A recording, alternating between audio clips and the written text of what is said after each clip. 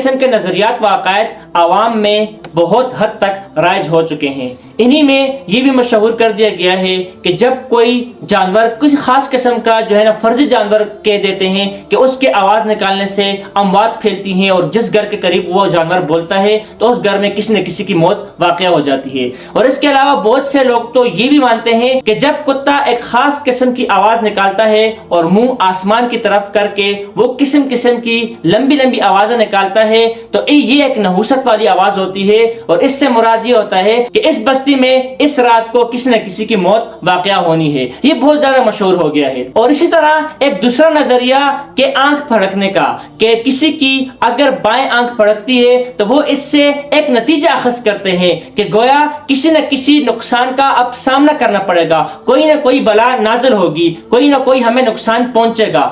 یہ اس طرح کے نظریہ رکھنا دائیں آنکھ پھڑکنے سے، یا اسی طرح کا نظریہ رکھنا کتا کے بھونکنے سے یا کسی بھی جانور کی آواز نکالنے سے کہ اموات پھیلتی ہے، یہ بالکل اسلام کے نظریے کے بالکل مخالف ہے۔ نبی پاک صلی اللہ علیہ وآلہ وسلم نے ارشاد فرمایا، حضرت ابو ہریرہ رضی اللہ تعالیٰ عنہ کی حدیث ہے کہ لا عدوى ولا طیرۃ ولا حامہ، کہ اسلام میں ان چیزوں کی کوئی بھی گنجائش نہیں، کہ نہ ہی کسی کی بیماری مرض اس طرح پھیلنا یا قسم کے اس طرح کے نظریے اور عقائد رکھنا، یہ بالکل باطل عقیدے ہیں، اس سے بچنا چاہیے۔ اور اگر اس کو آپ بذات خود یہ مان لو کہ اسی کی وجہ سے آنکھ پھڑکنے کی ہی وجہ سے نقصان پہنچتا ہے اور کتے یا کسی جانور کی آواز نکالنے سے ہی موت پھیلتی ہے، اگر اس کو تم اس کا سبب اور ذریعہ سمجھو تو یہ تو بالکل شرکیہ عقائد ہیں، یہ اسلام سے دور لے جانے والی بات ہے۔